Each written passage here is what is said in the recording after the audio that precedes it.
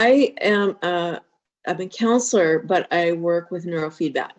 I work with people that periodically have, concussions, and people will come to me for strokes and for things like that. So I'm looking at this as a possibility for, adding to my practice. And so I wanted to get some ideas about what it is. I have heard about light therapy for Parkinson's and I believe for strokes several years ago, but I haven't really investigated it further than that, how I might be able to use it for multiple things. The reason I began to explore this was my husband came to me the other day and he said, I'm a little worried about my memory.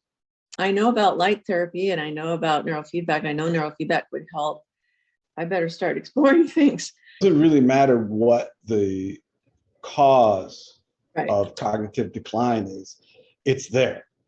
And what your husband is describing to you very acutely is called SCI, subjective cognitive impairment. That's when you know something's the matter, but no one else can tell. And that can then leads to mild cognitive impairment that then leads to some kind of serious dementia type of stuff. And even at that point, 50% of the people are not even diagnosed. So he's blessed that he has enough wherewithal to catch himself.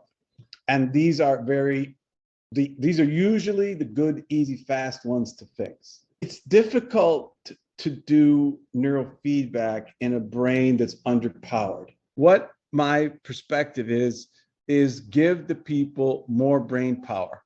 And that's by dosing them with lots of light to get them to where they can light up and come back to life, okay?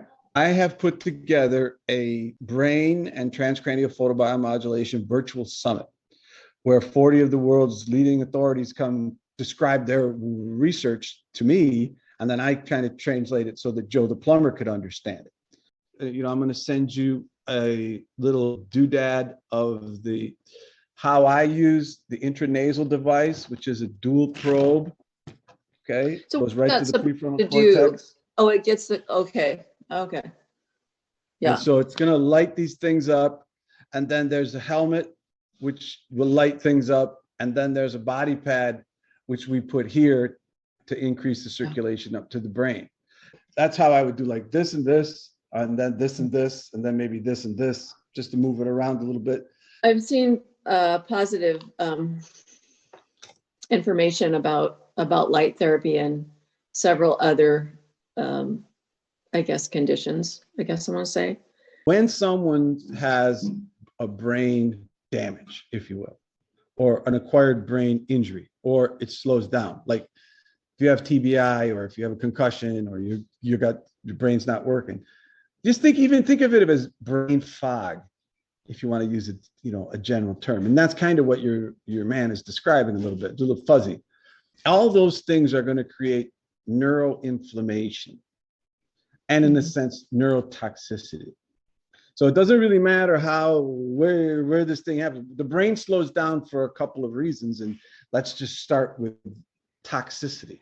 Okay, so when you use the bundle of 3, we do that specifically just before bed, and then we do it one more time when you wake up, because within that period, we're having the maximum effect on the circadian rhythms and stuff like that.